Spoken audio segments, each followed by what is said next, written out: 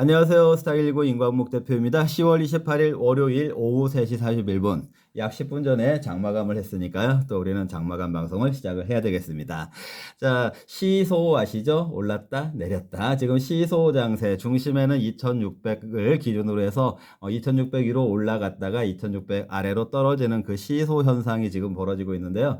올라가는 것이 계속 올라가지 못하고 다시 아래로 밀리는 거는 역시 GDP, 지난주에 나타났던 GDP 쇼크, 그리고 10월 달에 삼성전자를 시작으로 해서 삼성전자의 실적 쇼크, 그리고 이제 지난주에 현대차 실적에 있어서는 현대차가 영업이익이 나쁘지 않았어요. 그런데 다만 그 외형 성장에도 불구하고 일회성 비용, 그 리콜 관련된 일회성 비용이 있어서 그런 것들을 부정적으로 오히려 그 주가에 반영을 시키면서 주가가 밀리게 하는 그런 현상이 나오고 있는데요. 저는 이제 본질적으로 현대차든 삼성전자든 그 실적이 지금 주가 대비로는 어마어마하게 좋은 실적이라고 평가할 수가 있는데 지금 이 현재 시점에서 그 실적 을 빌미로 해서 주가를 오히려 하락시키고 있는 이유는 여러 가지 이유가 있을 거예요. 그 중에 여러분들 여러 차례 반복을 하지만 현대차도 그렇고 삼성전자도 그렇고 매수하는 세력들의 신용 비중이 너무 커요. 이런 부분들이 주가의 발목을 잡고 있는 그런 부분이다. 그럼에도 불구하고 2600 아래로 밀렸을 때는 우리가 버텨주게 하는 부분들이 있다고 했죠. 글로벌적으로 지금 현재 큰 추세로 나타나고 있는 유동성 증가 추세, 즉 대부분의 국가들이 금리를 인하를 하고 있다라는 그런 금리 인하 러시가 있다라는 이 부분하고, 그다음 한국 주가는 역시 항상 말씀드리지만 너무 싸다, 저평가 상태이다. 그리고 이제 또 한국 증시에 있어서는 11월 달, 12월 달은 배당 시즌으로 들어가는데 주가마저 싸져 있는 상태에서 우리 한국 증시는 상당히 배당을 많이 하는 기업들이 있기 때문에 이런 부분들이 또 밑에서는 버텨주는 부분. 그래서 오르락 내리락 2600을 중심으로 해서 시소 현상이 일어나고 있는데, 어쨌거나 오늘은 다행스럽게도 올라가는 형태의 그 시소 흐름을 탔는데, 그럼에도 불구하고 어, 지금 아직까지는 거래량이라든지 아니면은 어떤 돌파 갭이라든지 어떤 방향성에 있어서 확신을 줄 수 있는 그런 기술적인 사인들이, 기술적인 그런 시그널들이 아직은 나타나지 않고 있습니다. 그래서 그런 시그널들이 나오기 전까지는 어떤 그 방향에 대해서 확신을 갖지 마시고요.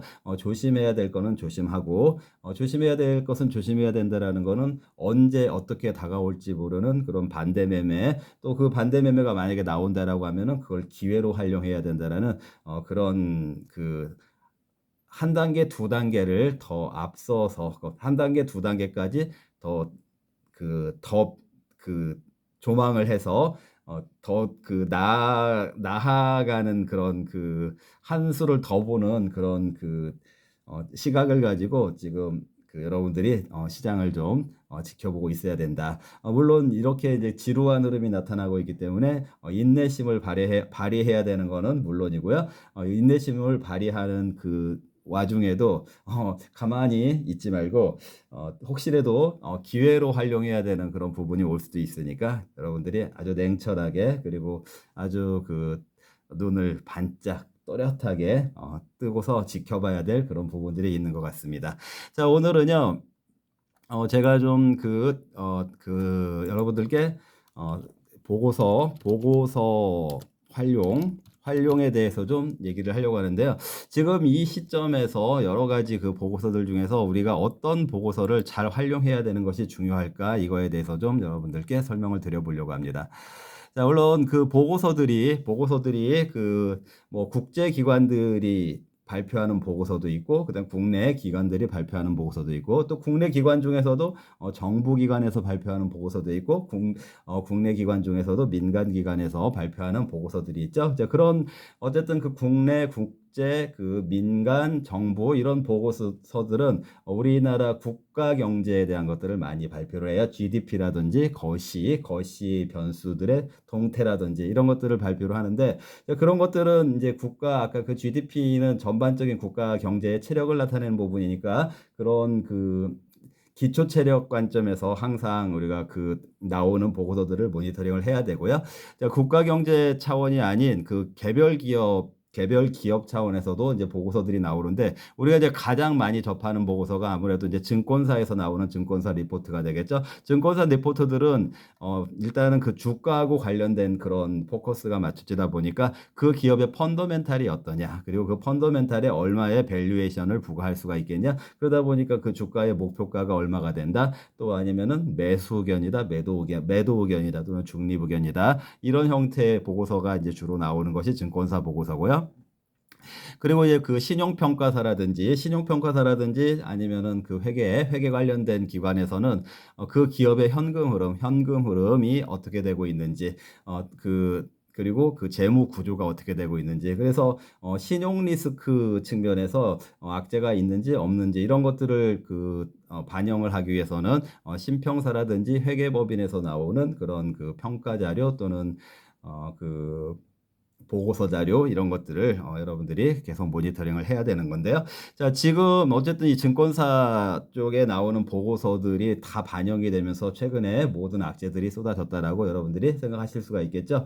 현대차도 그렇고 삼성전자도 그렇고 그런 그 악재들이 쏟아지면서 지금 시장에서 한국 증시만 유독 이렇게 올해 2024년도에 많이 하락하고 있고 힘을 못 쓰고 있고, 이런 과정이 진행이 되고 있는데, 우리가 지금 계속해서 증권사 리포트나 물론 그 우리나라 우량 기업들은 신평사에서 나오는 그 신용 등급 같은 거는 여전히 굉장히 트리플 A, 뭐 그 더블 A 플러스 이런 식으로 해서 굉장히 좋은 상태인데, 지금 그 증권사 리포트들이 안 좋기 때문에 그 주가가 지금 이런 모양을 하고 있는 그런 국면에서, 그럼 우리가 지금 계속해서 이 증권사 리포트들만 바라보고 있는 것이 맞냐, 이 부분에 대해서 제가 좀 말씀을 드리려고 하는데요.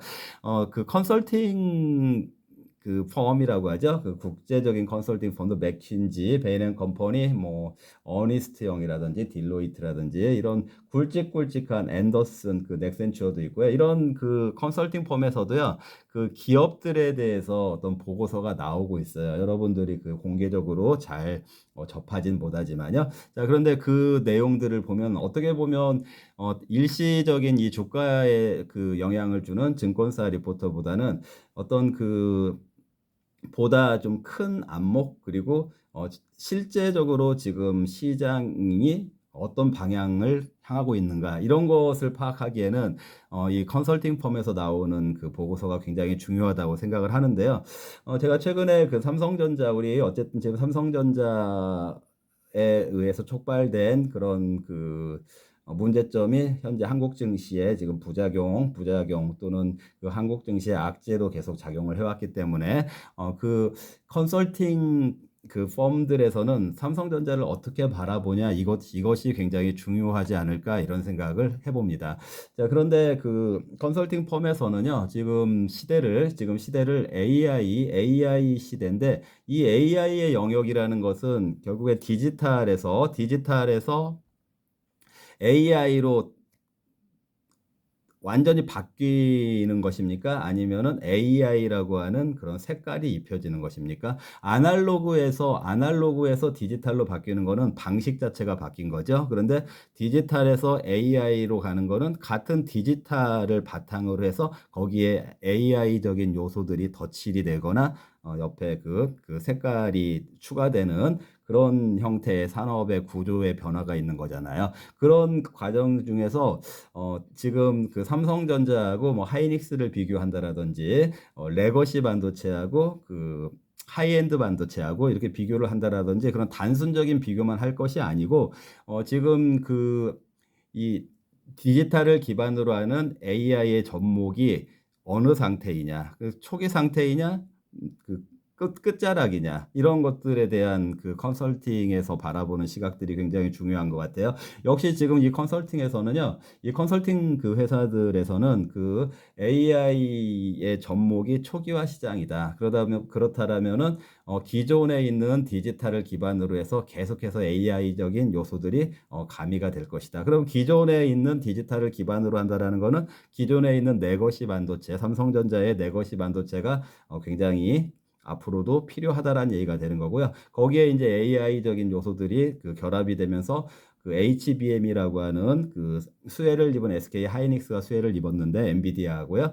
그런데 지금 초기 단계이기 때문에 계속해서 그런 현상들이 확장이 되고 있다. 확장이 되고 있다. 그렇다라면은 그것을 엔비디아라든지 하이닉스만이 다 수용하기는 어려울 거다. 그렇다라면은 TSMC라든지 삼성전자 또는 인텔 이런 기업들에게도 분명히 기회 요소가 있다라고 평가하는 그 컨설팅 굉장히 메이저 컨설팅의 보고서를 제가 최근에 좀 읽어서요. 여러분들께 말씀을 드렸습니다. 다시 한번 결론적으로 말씀을 드리면은요. 지금 2600을 기준으로 해서 시소 상태가 이어지고 있는데 저평가, 배당, 유동성을 바탕으로 하는 한국 증시의 반격 그 사이에 물론 한 차례 또 뭐 반대 매매 같은 휘청거리는 게 나올 수도 있고 안 나올 수도 있지만 조금 긴 시각에서는요. 역시 지금 한국 증시를 너무 부정적으로 보실 필요는 없을 것 같다. 좀 전에 말씀드렸던 것처럼 그 컨설팅 펌들에서는 삼성전자의 반격이라든지 삼성전자의 건재함을 어필을 하고 있더라. 이렇게